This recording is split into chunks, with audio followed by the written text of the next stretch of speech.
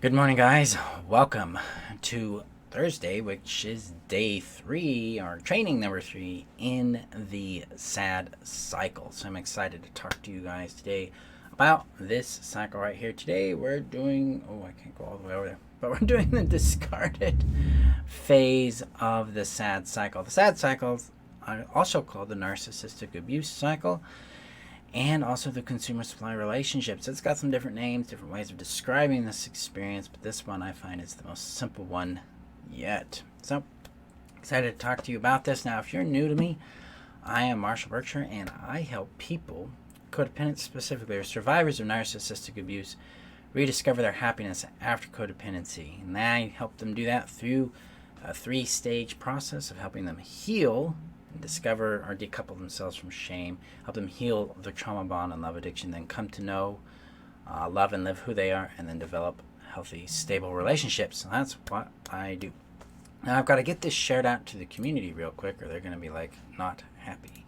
So if you're looking for a refuge, a place where you can find support, understanding, where you will be believed, where your experience is actually quite common, where you can see that you aren't the crazy one, and you can also get additional tools and resources in helping you heal and blossom, discover your own brilliance after codependency. Join us. The link is above on Facebook and below on YouTube. And if you're on YouTube, hit that subscribe button. Let me pop you in there. Boom. There we go. So it is shared.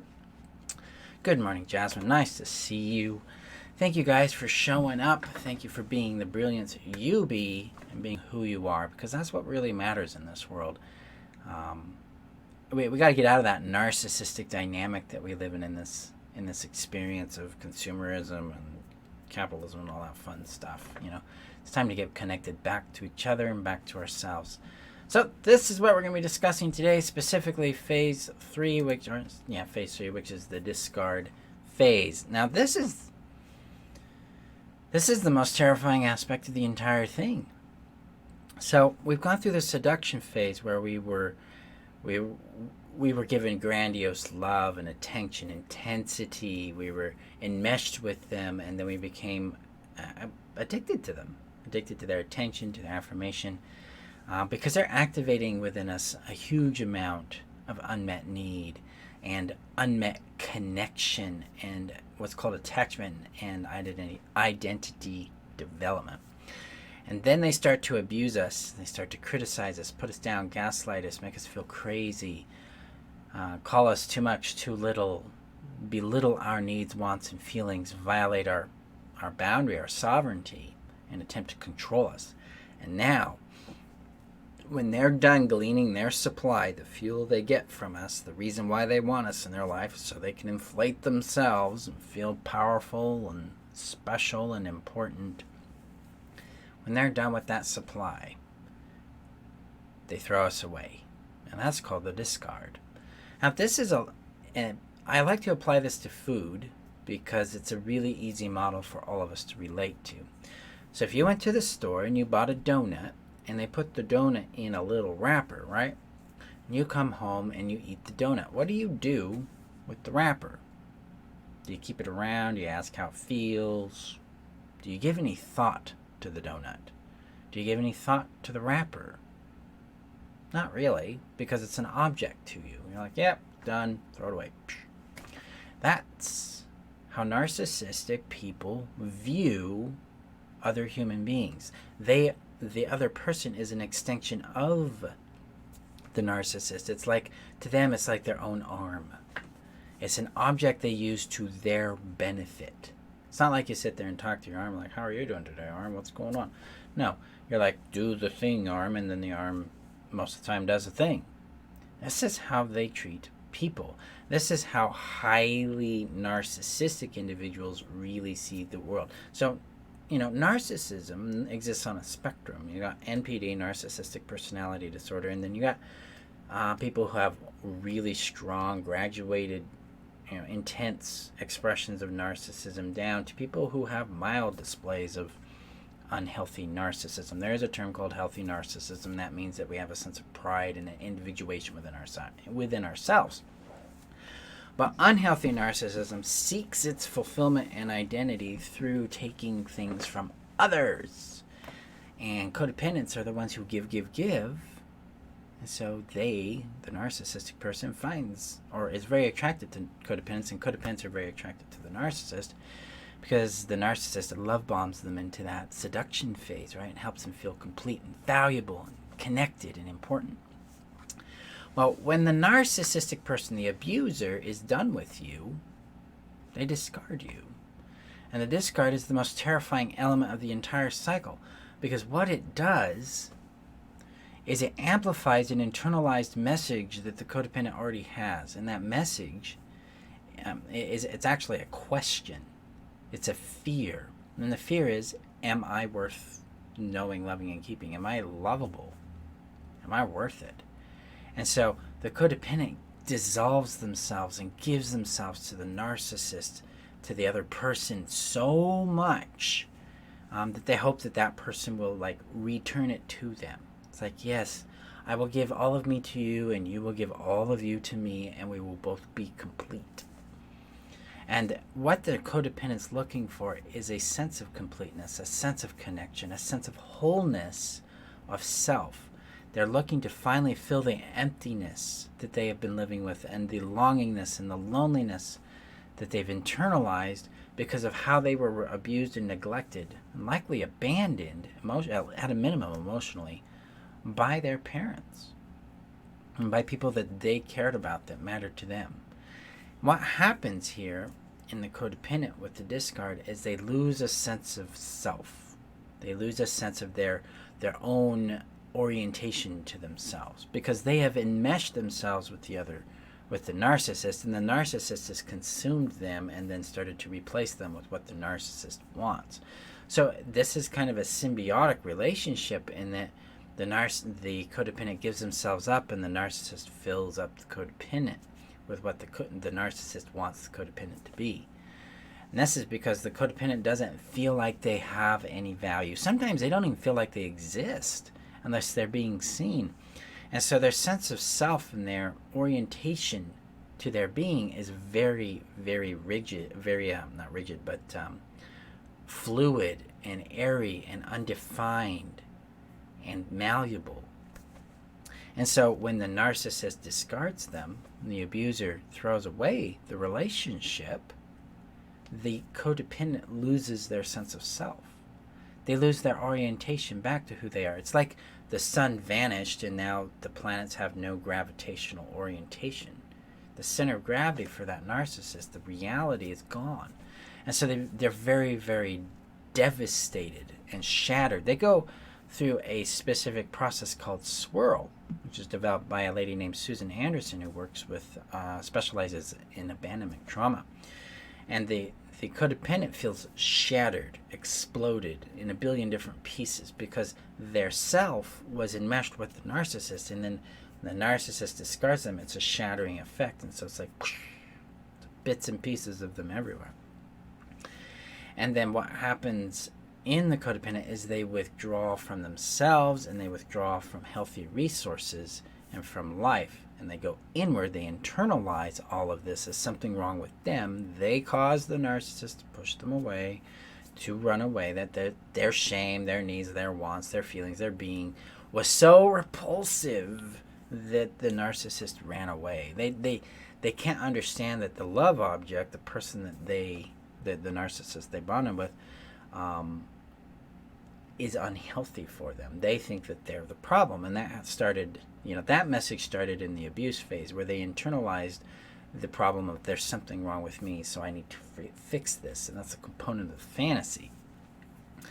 And so this shattering, this withdrawal, and this internalization draws the codependent back into trying to fix themselves. But usually there's a huge amount of depression and anxiety and panic and what I call attachment distress with this event.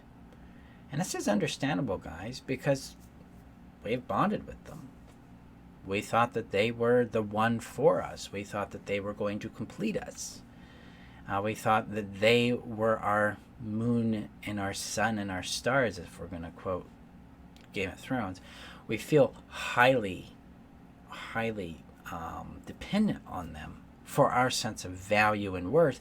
And so when they discard us, then our value and worth is nothing. It's worthless. And thus our big fear of being worthless, being unlovable, unwanted, is confirmed. And so we get this enormous amount of distress. We lose our identity, our sense of identity, our sense of value, and our sense of emotional shelter. Because we put all our eggs in that basket.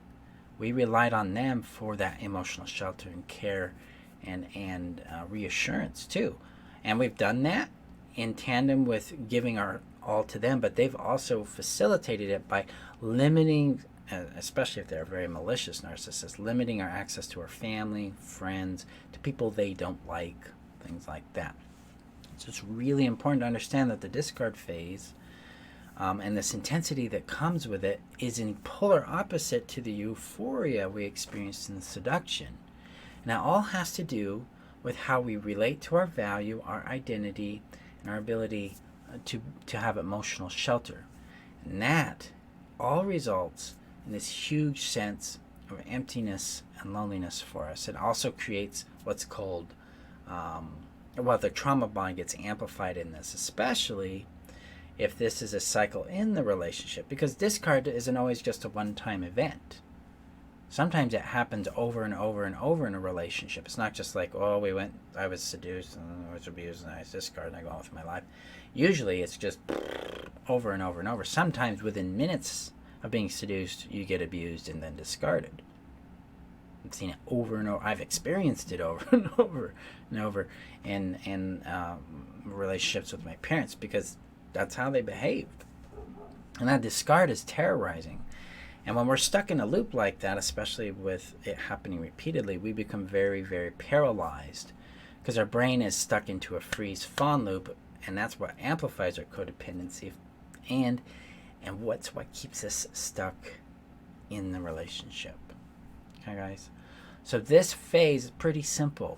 They throw us away. We lose our sense of identity. We lose our sense of value. And we lose our emotional shelter, because the person we have bonded with and depended on providing those things for us threw us away. How we handle discard is critical, because it's also our big opportunity to wake up. Because healthy relationships don't do this to people. Okay, guys? They don't seduce, they don't abuse, and they don't discard. Healthy relationships go through a cycle of flirtation and kind of like trial testing. We're trying to get to know if you're interested or we're interested. And then we go through a dating and discovery phase. Yay, discovery. And then through that discovery, we make a commitment. And that commitment can be, hey, let's move forward with discovering who we are and getting to know each other deeper. Or we commit to moving on to different relationships. Okay? So it's not a violent event with healthy people. It's actually pretty boring. With healthy relationships, they're very stable, boring. They're actually really quite nice and comforting and nurturing and passionate. But we're used to this big, intense cycle with the discard, the seduction, abuse, and discard phase. So I want to contrast that a bit with the discard. Because breaking up isn't being discarded. There's profound difference between the two. Being discarded is a person's like, I'm done with you, you're a pile of, I don't need you anymore, you're not useful, you're too much, too little. It's always a very critical, antagonistic, attacking event. And then they leave. Now, in a healthy relationship, breaking up is like, this isn't working for me. I'm not getting what I need here. Or maybe I've realized you're not getting what you need from me and I can't provide that. It's a very mindful event. Still very painful, but it's a mindful event. Now let's talk about signals of discard. This is silent treatment. This is being replaced by, you could be replaced by something else like the dog, work, video games, books, hoarding another person. This is where cheating can come into the dynamic. Discard can be that they've completely ended the relationship and they have cut off complete contact to you. Discard can also show up as your emotions, your needs, your vulnerability being ignored or dismissed. Like, nope, don't want to deal with it. or being criticized and then discard. Like, I don't want to talk about it anymore, I'm done. Well, it sounds like those are your feelings. Good luck working that out. I'm sorry you feel that way. You know, and discard is a violent event to the attachment and vulnerability and connection that we have given this person. Okay, very different than drawing a boundary. Like, if we go no contact with a narcissistic or abusive person, we're drawing a boundary because of their behavior, and their behavior is toxic and abusive. That's different than a discard, because a discard is in reaction to normal behavior, like being held accountable, or wanting affection, or wanting to understand something, or to spend time with you, or to have a normal relationship. So context is a fundamental factor in what defines discard from breaking up with someone, or drawing a boundary, or going no contact, that kind of thing. But ultimately, guys, when we enter the discard phase, we as codependents feel gutted and empty. But this is also our chance to break free, because no healthy relationship is going to gut you this way. Okay, you can be in a healthy relationship that is terminating, you feel gutted in. That's just an indicator, and it's the same opportunity to come back to you and start to connect back with you, rather than seeking yourself through other people through this process called external orientation. We don't need to find ourselves through others. We need to find it within inside ourselves, because who we are is already here. We didn't get the necessary nurture to awaken us to that. It's called reflection. But we can get to that. It's something that I focus quite a bit on in the happiness strategy and in my healing systems in Rapid Heal, because we get in there and we start this thing called self-reference, which brings in this ability to have reflection both with ourselves and with healthy, trusted others. This is how we start to heal from the SAD cycle. This is where we actually begin to break it. We're going to talk more about that in coming trainings. But when it comes to the discard, guys, this is just the end of the cycle. It's not necessarily the end of the relationship. And if you're experiencing these three phases in your relationship, you're dealing with a toxic person. You're in a toxic entanglement. And I encourage you to step back, slow down, and assess what you need for your well-being. Because generally, the people that put you through this cycle, and you're paired with this cycle with, aren't going to change. They generally don't see that they need to change because they have an internalized sense of entitlement. Number one, they feel like they deserve whatever they want, and you need to give it to them because they're entitled to it. They're not special. Number two, they believe they are victims, so they believe things are happening to them rather than them acting upon and impacting others, and then those people having a response or reaction to that impact. They don't see that kind of cause and effect. Again, they feel entitled to do what they want, and then if you don't like it, you're the one with the problem. You're going to have to work it out. There is no way to change this kind of relationship because the other person is immune to accountability and does not register empathy for their behaviors and the impact it creates on you. This is why they discard you. If someone actually cared about how you felt, they would not discard you. They would have a very blunt and forward conversation with you about what's going on in the relationship, and then they would end it. This is important to understand. Caring people are going to do the uncomfortable act of their emotional labor. They're going to be like, yeah, this is hard and I can't do this anymore and it sucks and I'm so sorry. A narc isn't going to do that. They think you're causing them pain and they don't need it anymore. Plus, they've got other options. There's better options out there. I don't need you anymore. That kind of thing. Very, very grandiose, toxic conversation there. So, the discard phase is completely about the narcissist going on and finding new supply. It can also be used as a means of trying to control you and get you to correct your behavior so you'll return to giving them supply rather than them having to seduce you to get that supply. I've seen that so many times, so be mindful of that. So the discard doesn't mean it's the end of the cycle or the end of the relationship, but it does mean it's the end of the cycle, and likely you're going to get what's called hoovered, which means they come back in and they apologize and they realize they did so many bad things, or they start reminiscing about the past. It's like, oh, you remember that time when we did this? They're trying to seduce you. They're trying to get you back into that seduction cycle with false promises and empty actions, that once you start responding to them the way you did in the seduction cycle, they'll immediately begin to move to the abuse, and then they'll move to the discard. And this, the more you allow them to go through this cycle with you, the faster it gets. So be mindful of that. Okay, guys, that completes our exploration of the S.A.D cycle. In our next series of trainings, we're going to talk about the E.D.D cycle, which stands for euphoria, distress, and despair. This is the internal cycle you experience when you're going through the S.A.D cycle. So lots of cycles.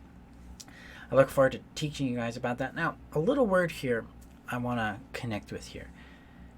You're innocent. You didn't cause the abuse. You didn't cause the seduction. You didn't cause the discard. These are things that are being acted upon you. You don't have a natural power over them.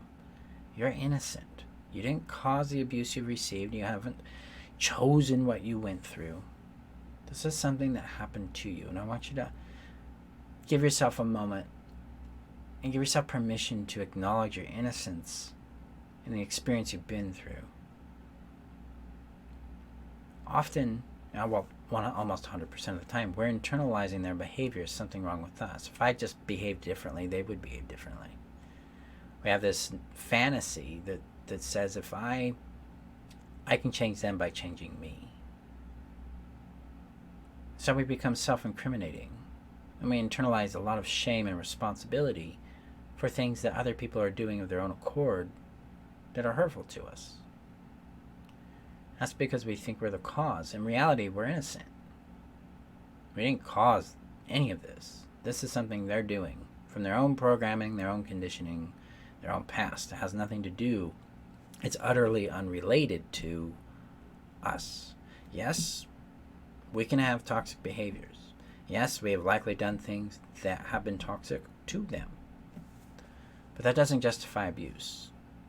A lot of times our response to them, if it was toxic or even abusive, is a response to the abuse. And we're losing our sense of control and capacity. We've got to have some compassion there. Because anybody who's pushed beyond their limits too much, too fast, is going to do things that are not necessarily healthy, but makes sense in respect to the context that it's happening in. This is why we're innocent. I'm going to ask you rather, because my wants are irrelevant in this. I ask you to explore your innocence. I invite you to give yourself permission to acknowledge your innocence. And give yourself some peace. Okay? So, that concludes today's training. I appreciate you guys. Remember that you're worth knowing, loving, and keeping. And I will see you guys in our next training. Okay? Bye-bye.